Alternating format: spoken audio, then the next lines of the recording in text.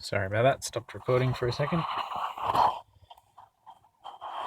So, hoping should be able to see what I'm doing there. So essentially, to remove the collets, all I'm using is a small flat bladed screwdriver, and basically it's a simple matter of just positioning the head so that the valve that I want to remove is directly under the drill head.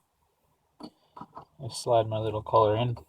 Of course, I can rotate it around to whatever work position is easiest.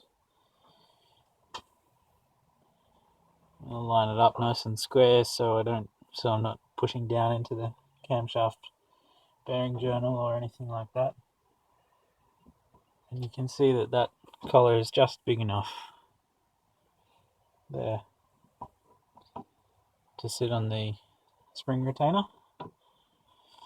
And it's a pretty simple matter of just compressing the valve, and then you can pull off one collet.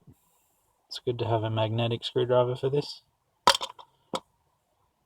And then you can usually pull the other side of the collet around and pull that out. Very simple. No difficult tools required. Off comes my little collar. Off comes the valve spring and the retainer. And my valve's now free. So thanks very much, and I hope this helps someone out.